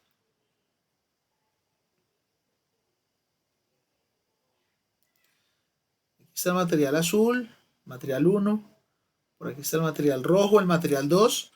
Utilizamos la misma estrategia. Aquí vamos a suponer que aquí está el eje neutro. Aquí está Y. Y como el momento es positivo, entonces lo que hay encima del eje neutro está a compresión y lo que está por debajo está a tensión. Entonces, digamos que aquí viene un perfil de esfuerzo lineal a compresión. Va bajando y llego aquí a la unión. Entonces esto es para el material 1. Aquí estará material 1, todo estará compresión.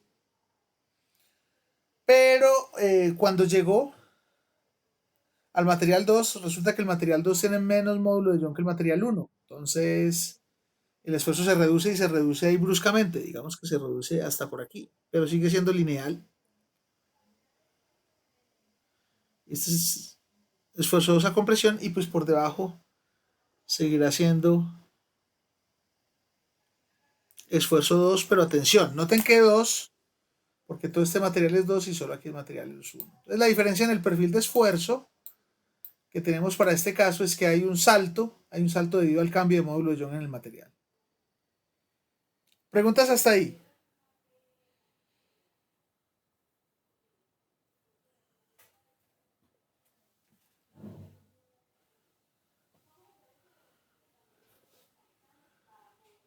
¿Preguntas hasta ahí?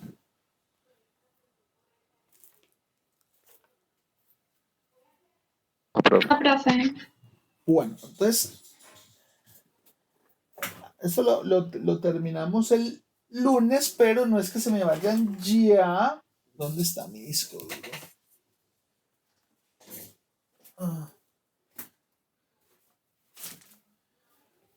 Denme un segundito, por favor. Busco una cosita.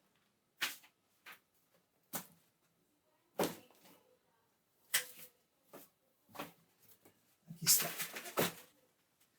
Entonces, que quiero mostrarles que tiene que ver con este proceso. Lo que pasa es que es un poquito más avanzado, pero pues siempre es bueno mostrar efectos de lo que uno investiga y de lo que uno trabaja en estos procesos de enseñanza, porque uno se dé cuenta entonces que esto tiene que ver con esto. Entonces vamos a ver que esto abra.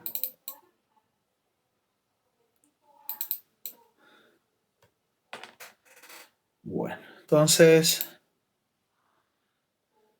no sé si ven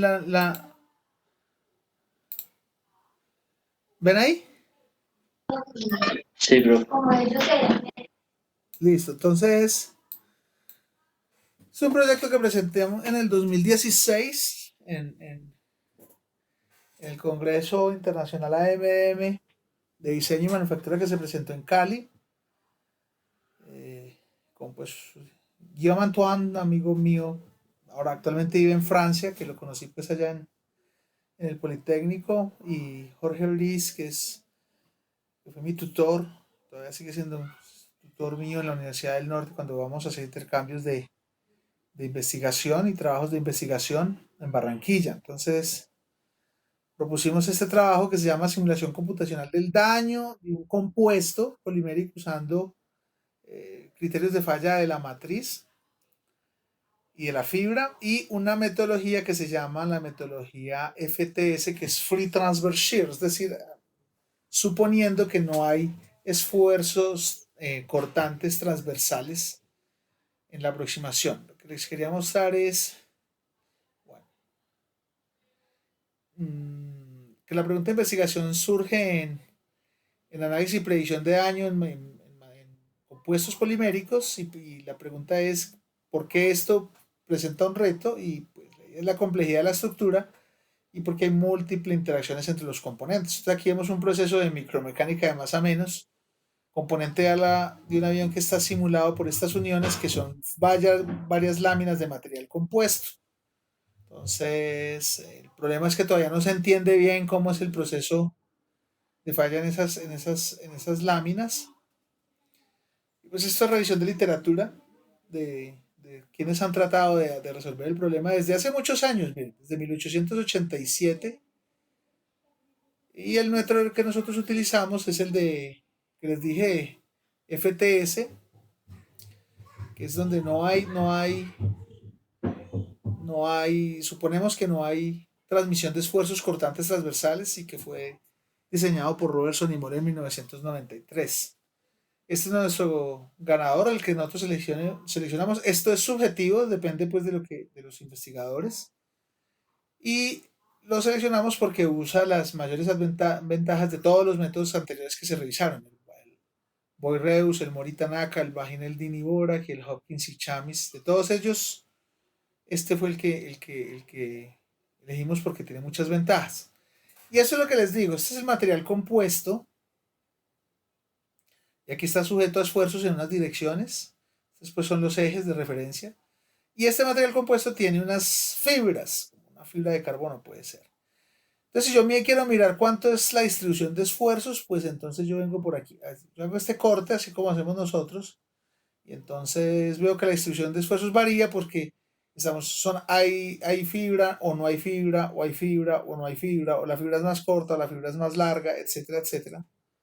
Y pues si los esfuerzos varían y nosotros consideramos que ambos materiales son elásticos lineales, pues las deformaciones también van a variar.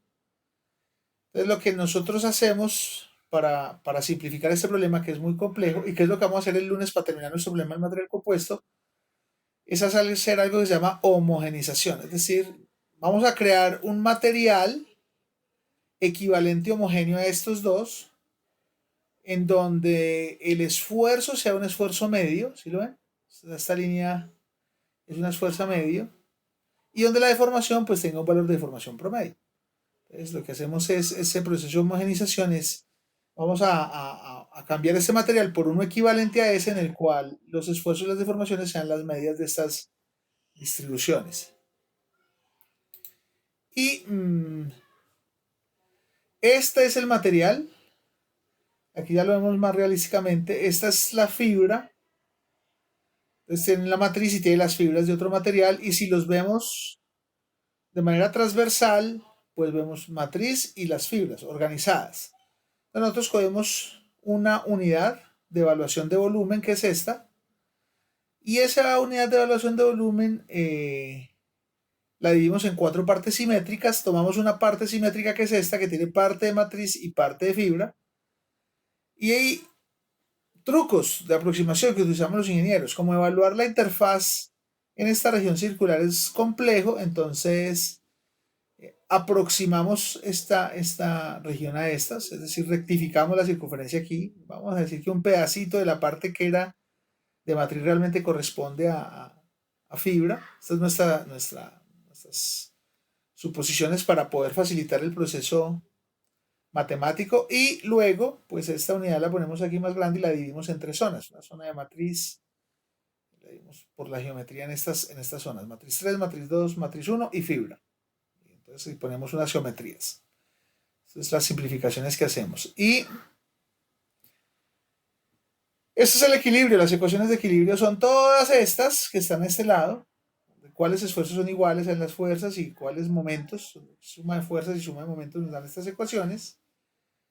Y son las condiciones de continuidad geométrica. Cuáles deformaciones son iguales. Obviamente, entonces aquí hay deformaciones normales y cortantes y las tratamos de poner en función de las deformaciones promedio que habíamos dicho. Entonces, pues hay que hacer todo un estudio previo para hacer esta simplificación matemática. Suponemos elasticidad lineal, es decir, esfuerzo es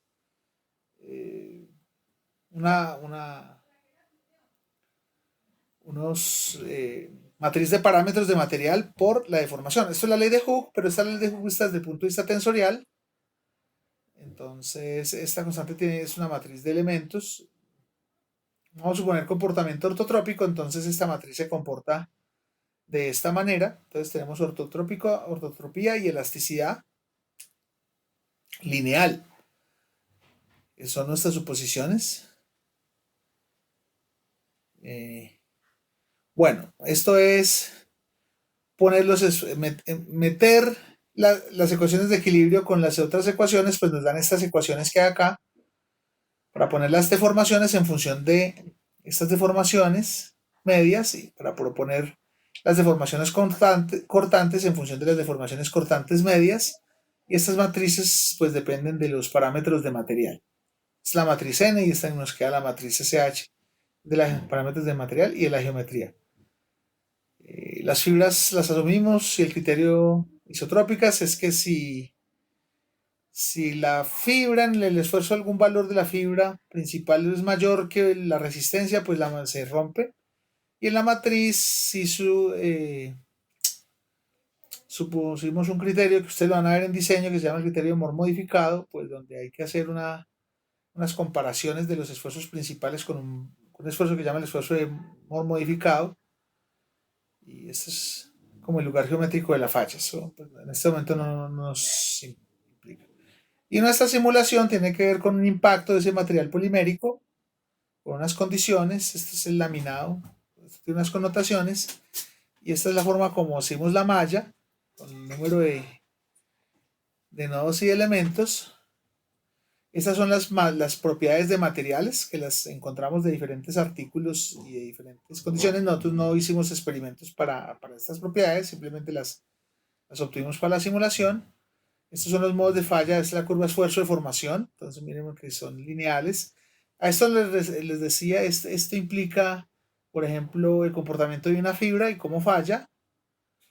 Y este es el comportamiento de la matriz y cómo falla. Y este es el comportamiento del compuesto. O sea, esto es solo si falla la fibra, este es solo si falla la matriz, este si falla el compuesto, perdón, el azul, y este si falla la matriz. O sea, la matriz es mucho más débil y las fibras son mucho más fuertes. Entonces esta es la que nos concentra, la falla de la matriz.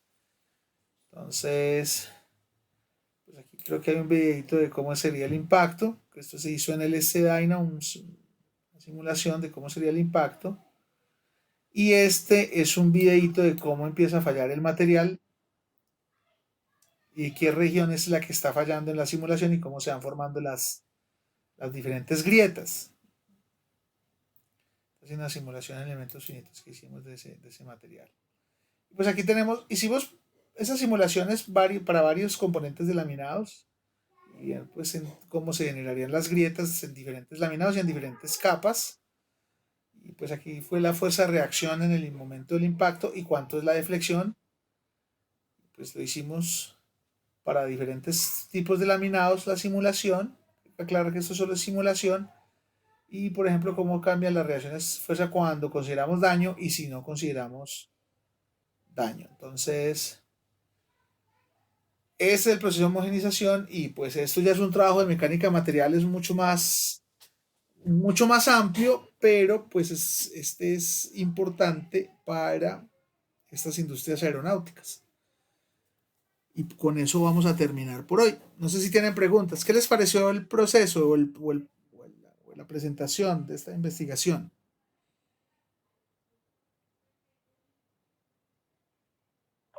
Profe, yo tengo una pregunta. Claro que sí, excelente. Ahí en la simulación decía que la parte rojita era falla, ¿cierto? Sí. Esa parte es porque se plastifica. Se clasifica en el criterio que estamos utilizando. Si es matriz es porque se fractura. ¿Sí? Ya, Acá. sí. La parte azul es donde no hay falla. La parte 3 es quién se fracturó primero de la parte de la matriz. ¿Recuerdas que dividimos la matriz en regiones? Entonces hay una falla. En el caso de la matriz, aquí se muestra que las fibras no fallan, que la que falla es la matriz y es porque hay fracturas. Y hay fracturas muy grandes en el centro y que empiezan a abrir grietas hacia estos lados. Es la simulación del impacto. Empiezan a generarse unos tipos de grietas.